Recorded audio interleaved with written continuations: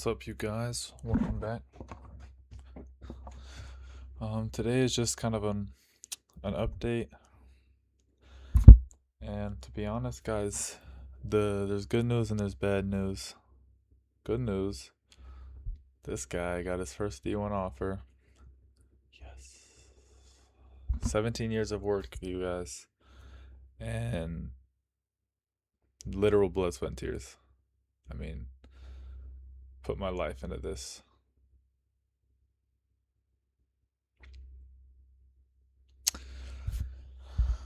And it feels good. It's really fun, but however, there is a caveat with it. Um, when the coach had called me, and I was like, "Yeah, man, we would like to offer you, officially offer you a full scholarship. We'd love to have you here." I didn't feel it in my heart, and a part of me feels like I don't deserve it.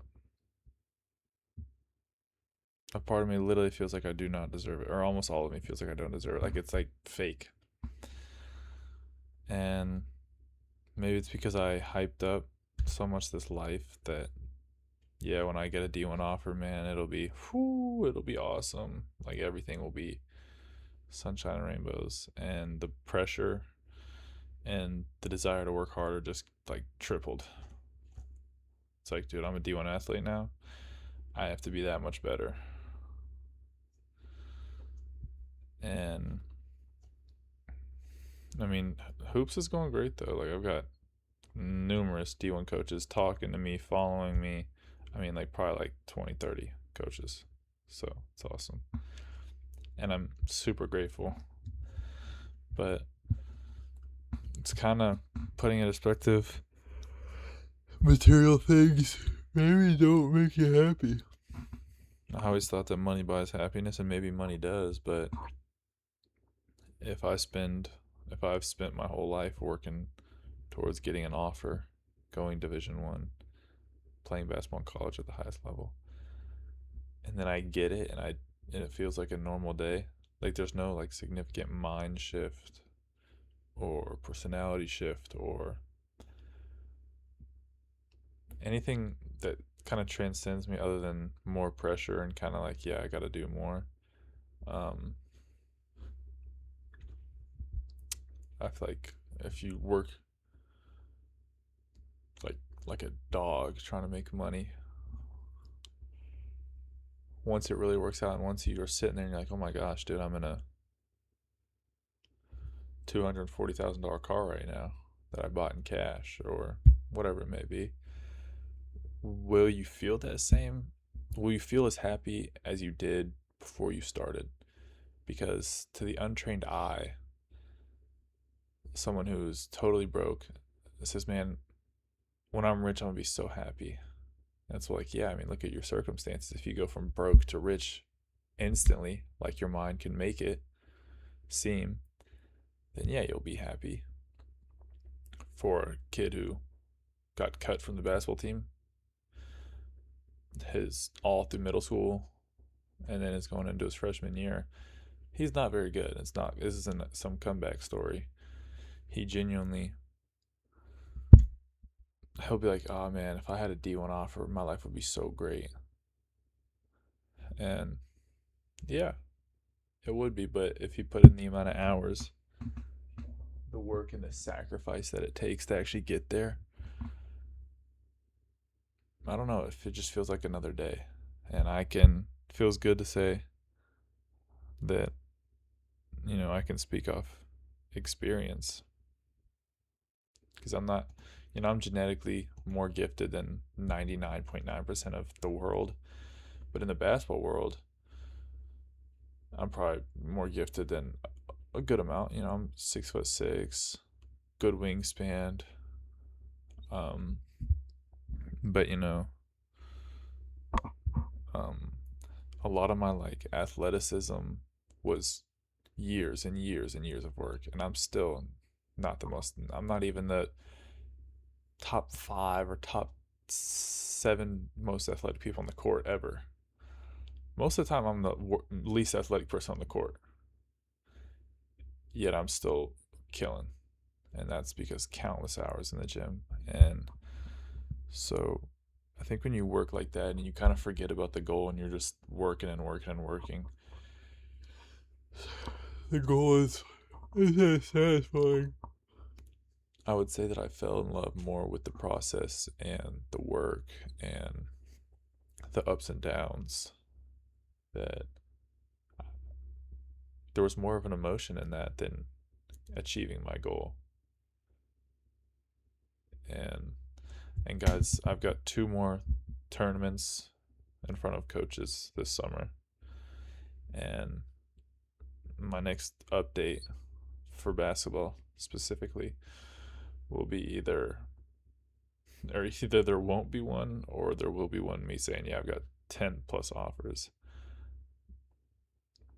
Um, so, you know,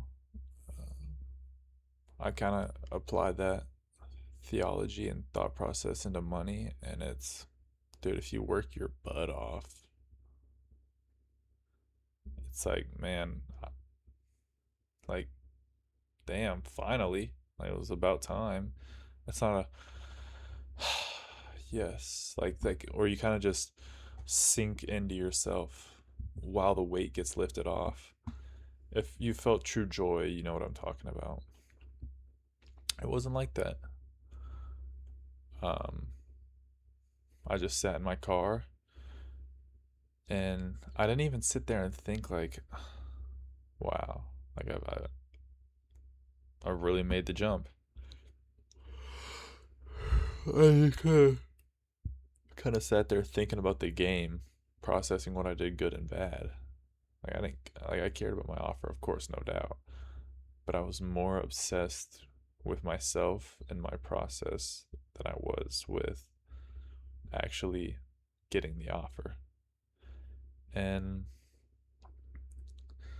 and guys, I'm not rich. Like I'm not rich at all. I'm a broke boy, like as broke as you can get. Um,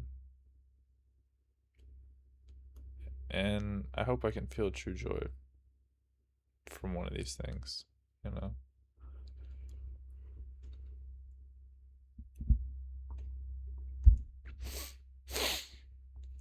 And and I think that can go with really anything. It's like the girl you worked so hard to get with. When you finally are dating her, it's kind of just like, she's not as good as she is. It's an unexplainable logic. I would have to do some, um, like about to go to sleep, not listening to rain sounds deep in my thoughts type of conversation in my head to understand it. Um, but yeah, I think if any of you guys have worked incredibly hard for an incredibly long amount of time, where there's ups, downs, ups, downs, ups, downs, ups, downs, ups, downs, ups, downs, and then your ups. I feel like once you reach past a certain threshold where you're like, I achieved kind of what I've been wanting to, it's more of a just like next step. What's next? And you're just so like captivated by the process that the goal doesn't even matter anymore. And I think when you're in that phase, you don't know you're in that phase until I think you accomplish the goal. Because before my games, I, you know, uh, I live in Texas. I played in the TABC showcase, which is a big Texas event with all high schools, which hundreds of coaches go to. And I was playing in front of probably 20 plus coaches every game, D1 coaches. Um, and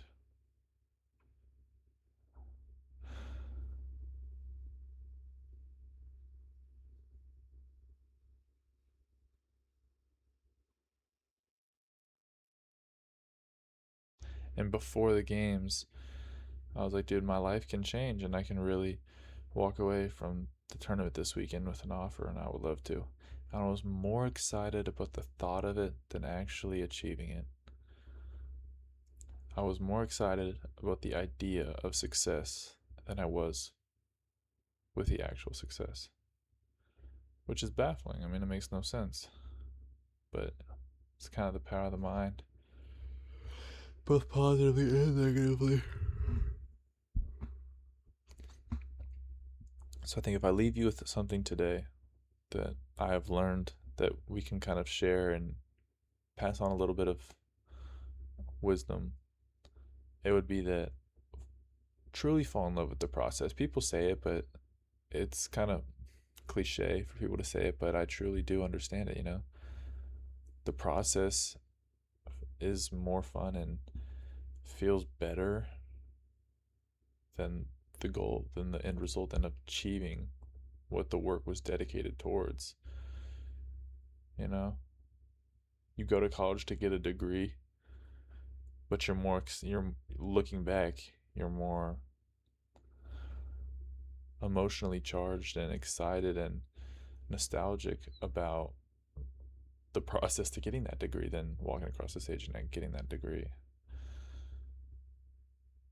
Um, so, you know, I think really if you care about something, make a goal, keep it in mind, but don't let it dictate everything. Don't let it dictate anything. Don't let the goal dictate anything. Have that goal, but let your own will,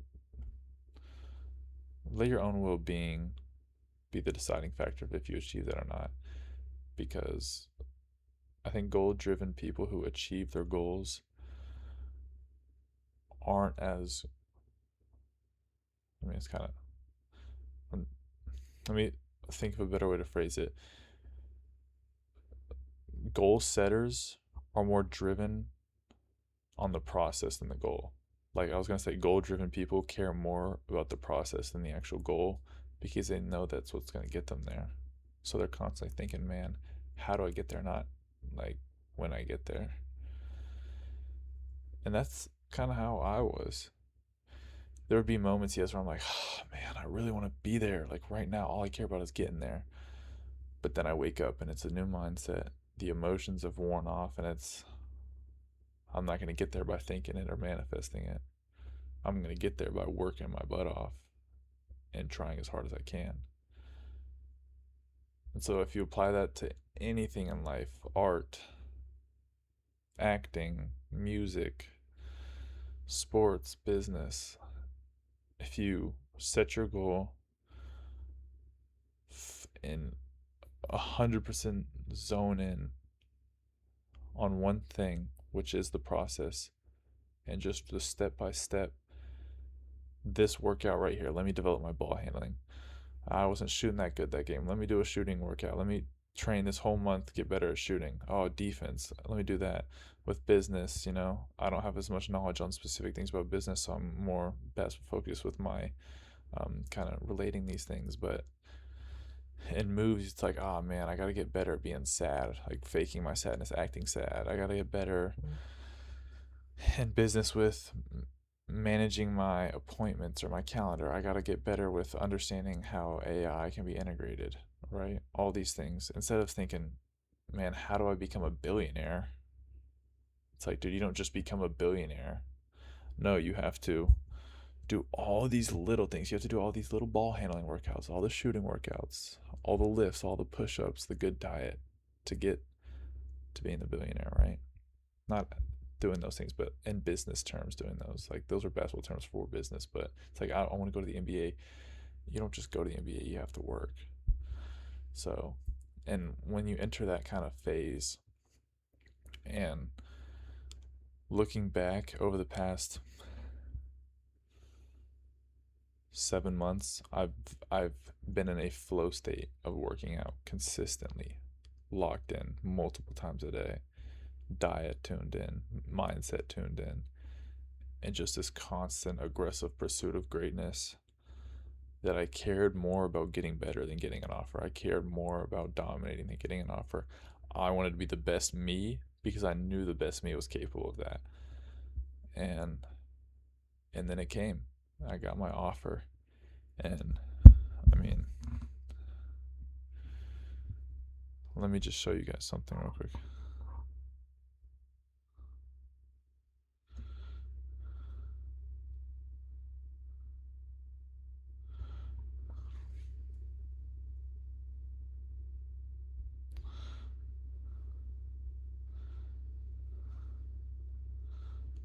So here's some coaches. Some of them are like AAU and high school and stuff, but there's like a couple coaches in there that are college coaches. But here's where it's like, when I look at this, I think I'm like, my work is paid. My work is working. I don't know how, but my work is really justifying me. Is this right here?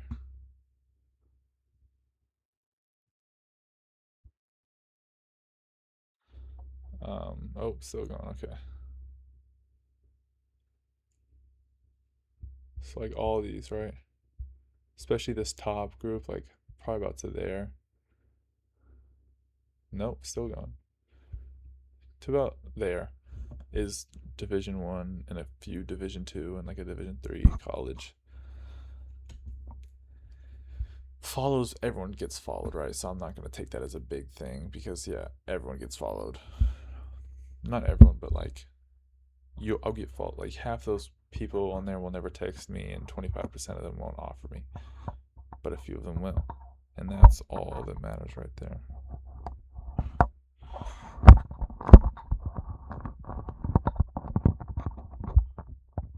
And so, just fall in love with the work, man, and do your time. Because trust me, that is more fun than actually succeeding. Succeeding is the rest. The resting of your work is the enjoyment, the comfort of your work. But if you've made the sacrifice to try and achieve that, your brain is not wired. Your brain is not wired and your body's not wired for the rest and the relaxation. And that's why the process and the work and the dedication and the discipline and the consistency means so much more. It just means so much more to you. And when I achieve true greatness, I will cry at the work I put in, not at the greatness I achieved. And I think that is where I'm going to leave it off, because that is very, very true. And thinking it in that way, like, my goal is all the way up here. I am way down here. I will, whenever I reach that, like, let's say for some of it's like it's that GT3 RS getting put off the, loading truck outside of your penthouse in Miami. It's pretty valid. We see those TikToks. I busted my lip, guys. That's what that is. It's not chocolate or anything. Yeah. All right.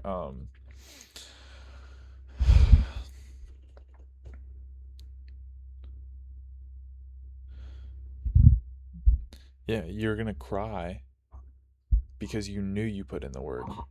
You're gonna cry because you're like, man, I sacrificed so much for my younger self to be here so he can enjoy this. All you're gonna be thinking about is the work that you put in and stuff in the past, not you, future you driving that car, not even present you taking in that car, getting off. You're gonna be sitting there thinking, dude, I put in all that work. I did everything I was supposed to, no matter if it went good or bad, and I got what I deserved. You always get what you deserve. And for some it's easier, for some it's harder, for some it's longer, for some it's shorter. But trust me, you'll always get what you deserve. And that's just the law. That's the first law of nature. You get what you deserve. I mean, if the lion doesn't hunt, he dies. If the gazelle doesn't run, he dies. And there's balance. And that's why not everyone is successful. Because not every lion hunts and not every gazelle runs. But best believe if you fall in love with the process and the work, you will fly. You won't just run, you will fly. And yeah, so just go out there and get it, man. And don't be worried about how not achieving anything yet, because you're in the good times. You're in the times you'll look back on. And what you're doing right now will bring you most happiness. Thank you.